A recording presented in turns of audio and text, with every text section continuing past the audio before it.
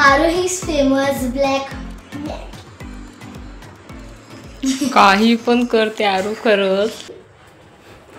बघा आमच्याकडनं मॅगी बनवताना एवढे एक्सपेरिमेंट केले जातात ना. यामध्ये काय काय घातलं आहे बघा. Soya sauce, red chilli sauce आणि काय काय. आणि आता बोलताय मम्मा ही ब्लॅक झाली, आता ही छान लागणार नाही. मी म्हणजे टेस्टही करायला तयार नाही ती, पण दिसायला मला तर छान वाटत आहे, त्यामुळे मी तरी टेस्ट करणारच आहे. हे हे हे आता तुला सुट्टी असेल.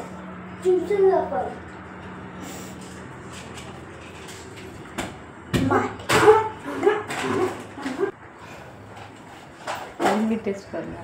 कशी अरे अरे वा, मी देते. खरंच चांगली आहे.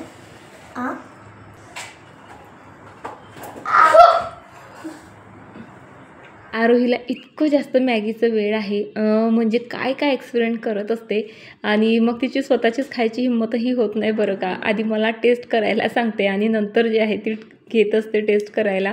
आणि खरंच पण मॅगी छान झाली होती. त्यात फक्त काय आहे ते सोया काय म्हणतात त्याला, केचप तेवढं ते जास्त पडलं होतं, पण काही नाही, मस्त झाली होती. आणि बघा हा सर्व किराणा पिऊने असा पसरवून ठेवलेला आहे.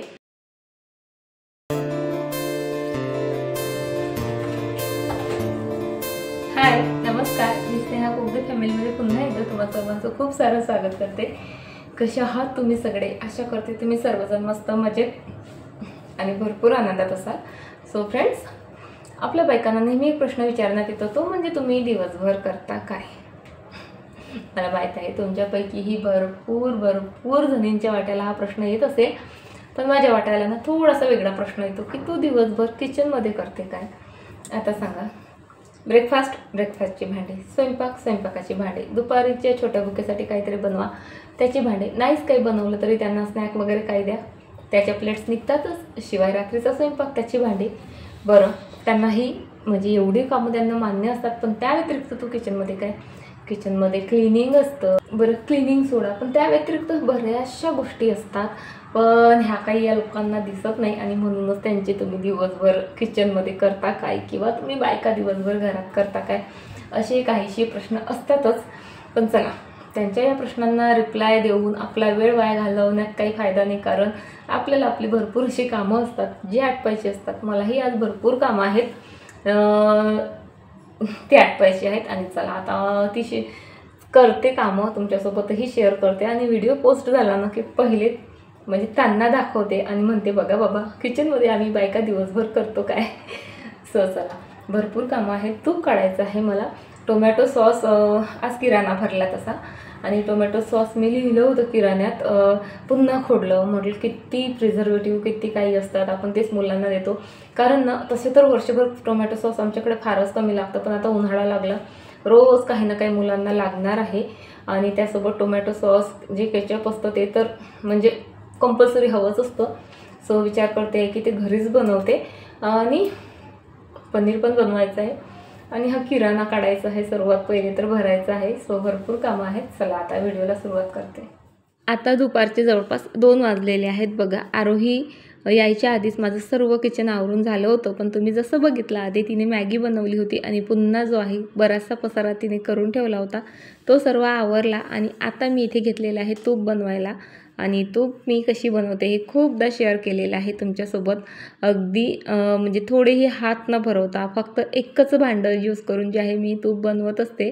आणि बाजूला जे आहे मस्त म्युझिक मी लावलं होतं, कारण सर्वजण झोपले होते. आणि विचार करा, म्हणजे जेवण झाल्यानंतर मी थोडीशी आणखी मॅगीही खाल्ली, आणि त्यानंतर इतकी भयंकर सुस्ती येते ना की काहीही कामं करावंसे वाटत नाहीत. हो की नाही, तुम्हीही नक्की रिलेट कराल. माझंही अगदी तसंच आहे. जेवण झाल्यावर थोड्या वेळेत जर आराम करते म्हटलं ना की झोपच लागून जाते, आणि झोप लागली की सर्व कामं खोळंबतात. म्हणून मी दुपारी जेवण झालं की लगेच काहीतरी काम हाताशी घेऊन बसत असते. आणि बोर होऊ नये, एकटेपणा वाटू नये म्हणून जे आहे मस्त म्युझिक लावते. आणि म्हणजे माझी कामंही मी मस्त म्युझिकच्या तालावरच करते म्हटलं तरी चालेल. डान्स करत करत गुणगुणत जे आहे माझी कामं होत असतात. आणि तसंही कामं करायला गेलं ना खरंच खूप कंटाळा येतो, पण मग म्युझिक सोबत असलं की मग मात्र कामं पटपट होऊन जातात. बघा इथे माझं 5 मिनिटात जे आहे तूपही बनवून तयार आहे, सोबत ताकही बनलेलं आहे माझं. हातही अजिबात भरलेले नाहीत. आणि मी म्हणजे दर 8 दिवसाला तूप काढते. सो एवढं जे आहे माझं तूप बनत असतं. म्हणजे 2-2.5 वाट्या तर बनतं. आणि ताकही मला भरपूर मिळतं. आणि बघा इथे तुम्हाला दाखवायच्या नादात माझं थोडंसं ताकही सांडलं. पण चला आता ते सर्व स्वच्छ करते आणि तूप मस्त तावायला ठेवते. घरचं बनलेल्या तुपाची चव म्हणजे काहीतरी वेगळीच असतं. आणि हे ताक जे आहे ना म्हणजे इतकं काही आंबट बनत नाही. त्यामुळे मी काय करते 2-3 तास हे पुन्हा बाहेर ठेवते. म्हणजे ते पुन्हा आंबतं मस्त आणि आंबटसर बनतं.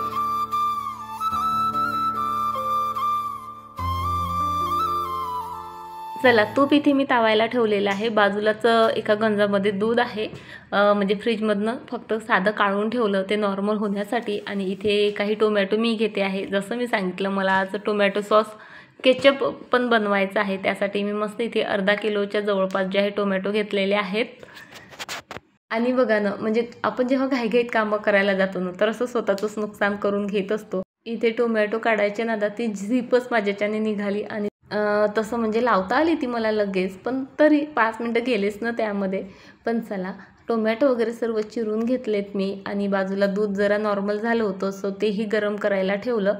आणि आता दुसऱ्या गॅसवर इथे मी कढई ठेवलेली आहे. आणि त्यामध्ये जे आहे आता जे काही टोमॅटो वगैरे चिरून घेतलेले आहेत ते इथे मी टाकते आहे. आता टोमॅटो सॉस बनवण्यासाठी इथे 3-4 जे आहे लसणाच्या पाकळ्या, अर्धा चिरलेला कांदा आणि असे 3 तुकडे जे आहे मी बीटचे घालत आहे.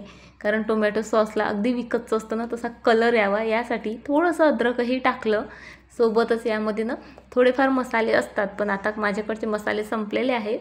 त्यामुळे फक्त ह्या 2 दालचिनीच्या काड्या आहेत सो त्या टाकते आहे. आणि सोबतच जे आहे 2 लवंग टाकते आहे. आणि एवढेच मसाले असतात बरं का याच्यात. फक्त जी दालचिनीची काडी होती ती थोडीशी मोठी असते ना तर छान झालं असतं, पण काहीच प्रॉब्लेम नाही. चला आता हे सर्व शिजण्यासाठी मी असं झाकून ठेवते. आणि माझं दूध तिथे तापत आलेलं आहे. त्यासाठी आता इथे बघा मी घेतलेलं आहे थोडंसं व्हिनेगर. आणि ते पाण्यामध्ये डायल्यूट करूनच जे आहे मी दुधात टाकत असते. आता दुधात कशासाठी, सो ते दूध मला फाडायचं आहे, मला पनीर बनवायचं आहे. त्यासाठी म्हणजे डायरेक्ट व्हिनेगर मी कधीच दुधात घालत नाही. त्यामध्ये थोडं पाणी मिक्स करते. त्यामुळे दूध न पटपट फाटतं आणि म्हणजे कमी वेळात आपलं काम होतं आणि छान बनतंही नरम. सो बघा असं थोडं करत जे आहे मी जे आपलं पाणी आणि व्हिनेगर आहे ते टाकत असते. आणि थोडं करत असं दूध फाटतं, लगेच फाटतं, काही वेळ लागत नाही. 5 मिनटात जे आहे तुमचं पनीर मस्त इथे बनवून तयार होतं. आणि हे कालचं दूध होतं उरलेलं. दही लावायच्या विचारात होते, पण आरोहीला पनीर पराठे बनवून पाहिजे होते. तर म्हटलं ठीक आहे आता जे आहे मस्त पनीर तयार करते आणि संध्याकाळी तुला पराठे बनवून देते. सो होतं तेवढ्या दुधाचंच जे आहे मी इथे पनीर बनवलेलं आहे. माहीत आहे थोडंसंच बनतं, पण आरूचे 3-4 पराठे मात्र आरामात बनवून जातात. बघा इथे मस्त पनीर जे आहे दुधापासून वेगळं झालेलं आहे.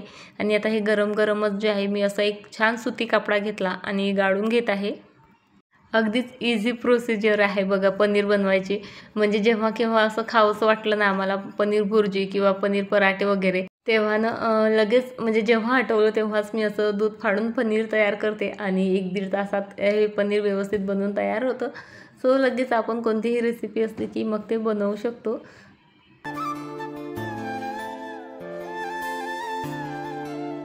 चला पनीर बनवून तयार आहे. आणि तोपर्यंत माझे टोमॅटोही मस्त असे शिजलेले आहेत. आता ते थंड होऊ देते. तोवर माझं तूप इथे थंड झालेलं आहे तर ते वगैरे गाळून घेते. आणि बघा ना म्हणजे 5 मिनटापासून आरूचे पप्पा किचनमध्येच होते आणि त्यांचं चालू होतं तुला काही हेल्प करू का असं तसं. मी म्हटलं खाली किराणा आहे बघा तो चेक तरी करून द्या, बाकी सोळणं वगैरे भरणं ते काम मी करते.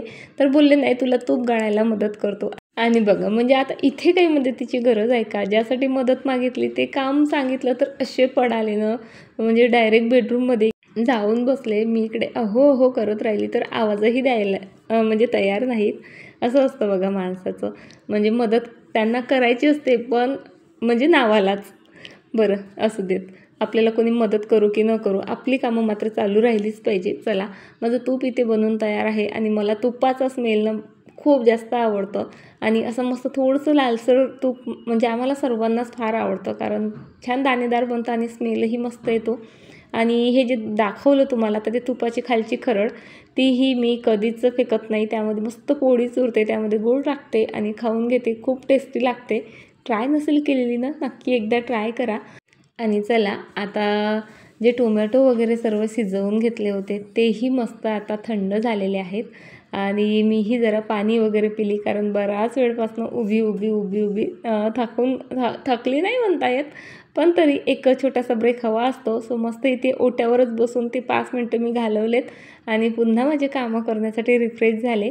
टोमॅटो छान मिक्सरमधनं फिरवून घेतलेत आणि त्याची प्युरी जी आहे अशी मी गाळून घेतली आणि त्यानंतर पुन्हा जे आहे गॅसवर ते पातेलं ठेवलं. त्यामध्ये 2-3 चम्मच साखर, थोडंसं काळं मीठ, थोडंसं तिखट, साधं मीठ आणि अर्धा वाटी जे आहे व्हिनेगर घातलं. ही छोटी वाटी बरं का, म्हणजे 2 चम्मच जे आहे व्हिनेगर घातलं आणि 5 मिनटं फक्त हे सर्व मस्त शिजवून घेतलं. आणि बघा, घरच्या घरी आपलं मस्त असं टोमॅटो सॉस बनवून तयार आहे. काहीही वेळ लागत नाही बघा आणि अगदी इझी जी आहे रेसिपी आहे. पण म्हणजे विकतच्या टोमॅटो सॉसपेक्षा अगदी अर्ध्या पैशात बनते आणि टेस्टही खूप छान बनते. शिवाय हायजेनिक खूप असते, कारण ते विकतचं कसं बनतं, काय बनतं आपल्याला माहीत नसतं. शिवाय एकही प्रिझर्वेटिव्ह यामध्ये राहत नाही. हे मात्र म्हणजे सर्वात जास्त महत्त्वाचं आहे, कारण जो विकतचा टोमॅटो सॉस असतो तो मुलांनी जास्त खाऊ नये म्हणून आपला किती आटापिटा चालू असतो. पण हा टोमॅटो सॉस आता मुलांनी कितीही खाल्ला ना तरी काहीही फरक पडणार नाही. सो चला, आता माझा इथे टोमॅटो सॉसही बनवून तयार आहे आणि टेस्टला खरंच खूपच छान बनतो. हाही एकदा नक्की ट्राय करा. आणि चला, आता इथे मी घेतलेला आहे रवा भाजायला.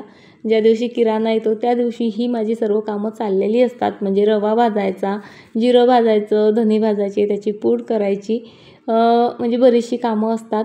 किराणा आणखी सोडायचं बाकी आहे बरं का, पण रवा तेवढा सोडला आणि भाजून घेतला, कारण आमच्याकडे ना जो आपला ब्रेकफास्ट असतो तो रोजच बनतो आणि त्यातला एक मेन रेसिपी तुम्ही म्हणू शकता उपमा असतो किंवा कधी ढोकळ्यासाठीही रवा, भरपूर गोष्टींमध्ये रवा मी यूज करत असते, रव्याचे अप्पे वगैरे. सो आधीच भाजून घेते, म्हणजे रोजचा जो रवा भाजायचा माझा वेळ आहे तो वाचतो.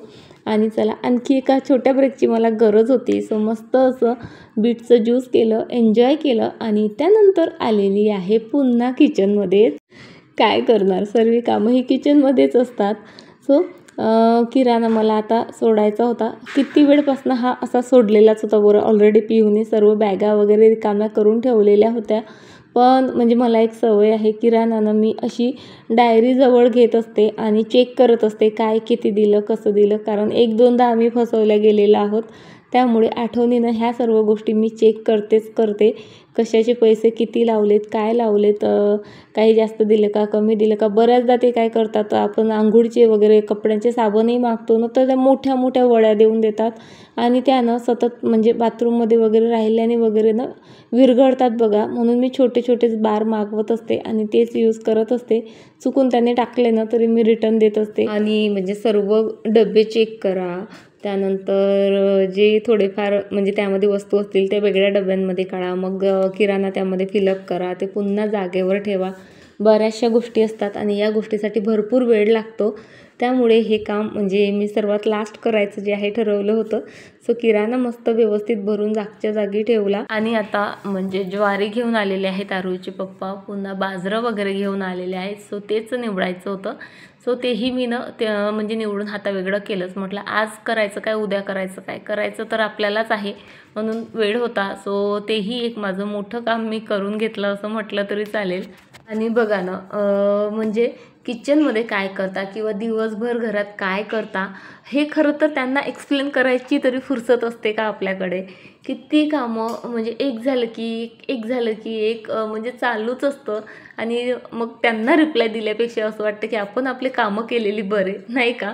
बघा, आज किती सारी कामं केली. बरं, आजच नाहीत, आज ही कामं निघाली, दुसऱ्या दिवशी दुसरे असतात. म्हणजे काही ना काहीतरी चालू असतं. कधी क्लिनिंग असतं, कधी डबे रिकामे करून घसायचे असतात, भरपूर गोष्टी असतात. पण म्हणजे ते बायकांचे कामं बायका समजू शकतात, हे पुरुष मंडळी काही ते कधी समजून घेणारच नाहीत. आणि काहींना समजतही असेल तर ते जाणून बुजून जे आहे म्हणजे इग्नोर करत असतील. आणि काही असेही असतात बरं का की ते ना म्हणजे बायका करत असलेल्या कामांची जाणंही ठेवतात आणि ॲप्रिशिएटही करतात, भरपूर कौतुकही करतात. मग अशा बायका लकीच आहेत असं म्हटलं तरी चालेल. पण चला, आता म्हणजे ती कामं झाल्यानंतर जवळपास संध्याकाळ झाली. झाडू पोछा सर्व कामं केली, पुन्हा स्वयंपाक केला, भांडी वगैरे घासली आणि पुन्हा ही रात्रीची कामं माझी स्टार्ट झालेली आहेत. झोपण्यापूर्वीची ही माझी कामं असतातच. कडधान्य वगैरे इथे मी जे आहे सकाळीच भिजायला घातलं होतं, सो ते बांधून ठेवलं. बाजूलाच आलू इथे उकळायला ठेवलेले आहेत, कारण आता उद्या सकाळी आरोहीला आलूचे पराठे किंवा भाजी वगैरे बनवून द्यावीच लागते. मग ती बनवताना घाई गडबड होऊ नये म्हणून ही कामं मी रात्रीचीच करत असते. सोबत साईडला पाणी ठेवलेलं आहे, कारण आता दिवसभर आपण स्क्रबर वगैरे जे यूज करतो ते मी रात्रीची अशी गरम पाण्यात भिजवून ठेवत असते थोडा वेळ आणि क्लीन करत असते. आणि गॅसचा ओटा म्हणजे प्रत्येक कानाकोपरा असा मस्त क्लीन करत असते मी रात्रीचेच. फक्त गॅसचा ओटाच नाही तर वरची खिडकी आणि गॅसचे बटन्स वगैरे सर्व क्लीन करते, म्हणजे माझ्या ओट्यावर एकही अन्नाचा कण राहणार नाही याची मी खबरदारी घेत असते. कारण हेच का थोडं जरी अन्न असलं की मग काय कॉक्रोच यांची मजा असते आणि मला काही माझ्या घरात कॉक्रोचेस नको आहेत, म्हणून हा सर्व माझा आटापिटा असतो. चला, मस्त कामं झाली, क्लिनिंगही झाली आणि माझ्या या स्वच्छ क्लीन किचनसोबत आजचा व्हिडिओ इथेच संपवते आणि आशा करते तुम्हाला आजचा व्हिडिओ नक्कीच आवडला असेल. व्हिडिओ आवडला असेल तर प्लीज तसं मला कमेंट करून नक्की कळवा. चला तर स्वतःची काळजी घ्या. बाय, टाटा.